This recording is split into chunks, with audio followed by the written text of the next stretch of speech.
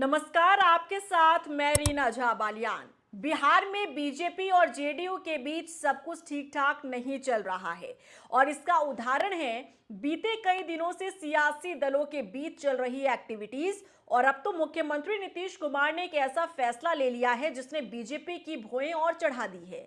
आखिर क्या कदम उठाया है सीएम नीतीश कुमार ने, बताएंगे आपको, लेकिन उससे पहले कुछ आंकड़ों की बात कर लेते हैं। आप सभी जानते हैं कि इस बार बिहार चुनाव परिणाम में बीजेपी सबसे बड़ी पार्टी बनकर उभरी।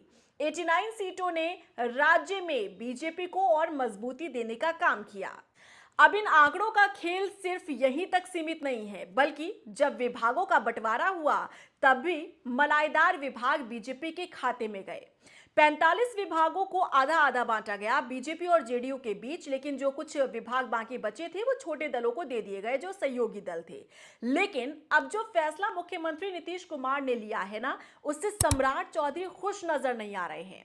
दरअसल सीएम नीतीश ने 3 और नए विभागों का गठन कर दिया है और जैसे ही इन विभागों का गठन का ऐलान हुआ, बिहार के उप मुख्यमंत्री और प्रदेश के गृह मंत्री सम्राट चौधरी का चेहरा ही उतर गया।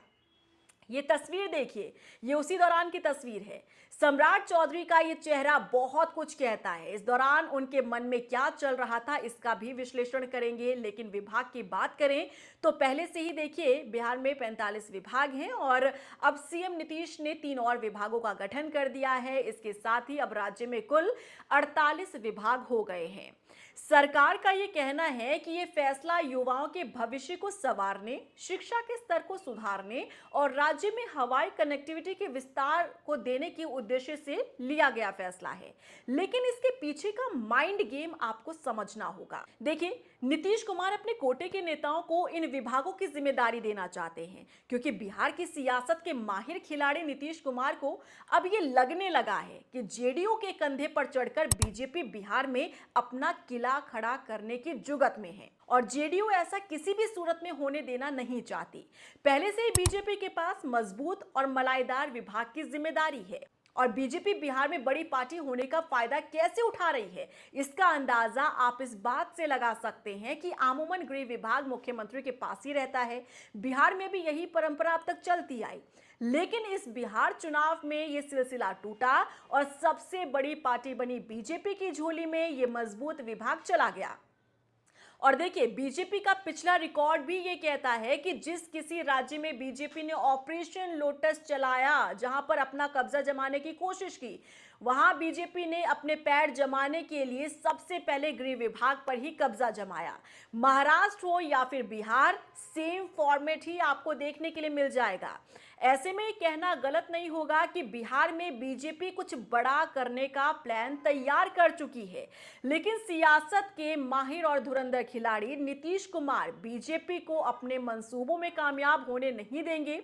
भले ही चुनाव के दौरान नीतीश कुमार के खराब स्वास्थ्य की खबरें बहुत सामने आई, लेकिन इन दिनों वो खूब एक्टिव नजर आ रहे हैं। कभी विभागों का विस्तार कर देते हैं तो कभी नंबर गेम को पलटने के लिए विपक्ष के विधायकों से मुलाकात कर लेते हैं। यानी कि बिहार में कुछ चटपटा पक रहा है। इसका जायका कैसा होगा, इसके लिए आपको और हमें थोड़ा सा इंतजार करना होगा, लेकिन जो कुछ भी पक रहा है यकीन मानिए बहुत ही चटपटा होने वाला है, बहुत ही दिलचस्प होने वाला है, क्योंकि इस बार बिहार चुनाव इसलिए और भी ज्यादा दिलचस्प रहा। और देखिए, परिणाम के बाद भी, सरकार गठन के बाद भी, कामकाज शुरू होने के बाद भी बिहार की राजनीति चर्चाओं में बनी हुई है। चर्चाओं में इसलिए क्योंकि बीजेपी और जेडीयू के गठबंधन के साथ ये सरकार का गठन हुआ है और नीतीश कुमार के पास जो महत्वपूर्ण विभाग अब तक हुआ करता था, गृह विभाग, वो बीजेपी की झोली में चला गया है। और बीजेपी जो इस बार चमत्कार बीजेपी के साथ हुआ, सबसे बड़ी पार्टी बनकर राज्य में उभरी बीजेपी, 89 सीटें बीजेपी ने पाई है। जाहिर तौर पर जब आप क्लास में अच्छे मार्क्स लेकर आते हैं तो एक आप अलग ही एटीट्यूड में रहते हैं और यही काम अभी बीजेपी के साथ भी नजर आ रहा है। सबसे बड़ी पार्टी, सबसे बड़ा नंबर बीजेपी के पास है, तो ऐसे में एक अलग ही एटीट्यूड जो है बीजेपी में नजर आ रहा है। ऊपर से जो मलाईदार विभाग हैं वो बीजेपी की झोली में है। सबसे बड़ा विभाग जो माना जाता है गृह विभाग, जो एक कंट्रोल रखता है राज्य में, पुलिस जिसके अंडर रहती है, कानून व्यवस्था जिसके अंडर आती है, ये विभाग भी बीजेपी के पास है। सम्राट चौधरी जैसे ही उन्हें ये विभाग मिला तब से वो एक्टिव मोड में दिख रहे हैं। ठीक उसी तरीके का बयान देते हैं जैसे कि उत्तर प्रदेश की योगी आदित्यनाथ बयान देते रहे हैं। इसी तरीके की जो इमेज है वो अब निकलकर सामने आ रही है सम्राट चौधरी की। अब लेकिन जो एक्टिवनेस बीजेपी का नजर आ रहा है या फिर बीजेपी नेताओं का नजर आ रहा है या फिर उप मुख्यमंत्री सम्राट चौधरी का नजर आ रहा है, इसे पचा नहीं पा रहे नीतीश कुमार। और दूसरी तरफ जो नीतीश कुमार फैसले ले रहे हैं वो सम्राट चौधरी नहीं पचा पा रहे हैं। क्योंकि आपको ये भी याद दिला दें, देखिए जो बुलडोजर एक्शन चल रहा है बिहार के अंदर, इसे लेकर भी नीतीश कुमार नाराज हैं और सदन के भीतर खड़े होकर इसका सीधा सीधा उन्होंने संदेश देने का काम किया कि सम्राट चौधरी द्वारा जो एक्शन करवाया जा रहा है, जो गरीबों के घर पर बुलडोजर चल रहा है अतिक्रमण के नाम पर, ऐसे में सरकार की छवि खराब हो रही है। और सरकार यानी कि जो मुख्यमंत्री का चेहरा होता है, नीतीश कुमार की छवि खराब हो रही है। और इसका सीधा संदेश सदन के भीतर खड़े होकर नीतीश कुमार पहले ही दे चुके हैं। और अब जो नीतीश कुमार ने फैसला लिया है 3 नए विभागों का गठन जो कर दिया गया है, इससे अब सम्राट चौधरी का चेहरा उतरा हुआ नजर आ रहा है।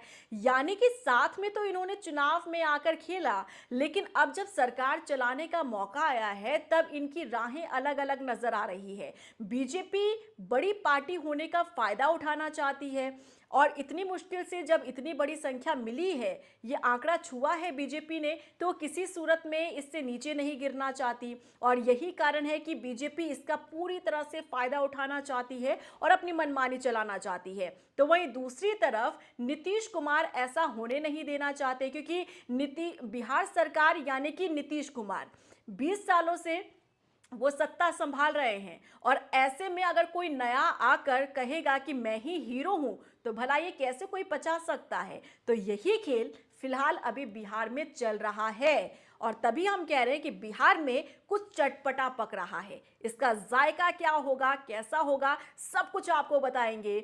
और जल्दी से अगर आपने हमारे YouTube चैनल को सब्सक्राइब नहीं किया है तो जल्दी से अभी के अभी सब्सक्राइब कीजिए और बेल आइकन को दबाना मत भूलिएगा, ताकि जब भी मेरा कोई नया वीडियो आए, इंफॉर्मेटिव वीडियो, तो आपके फ़ोन पर एकदम से नोटिफिकेशन आ जाए और आप वो वीडियो देखने से ना चूकें।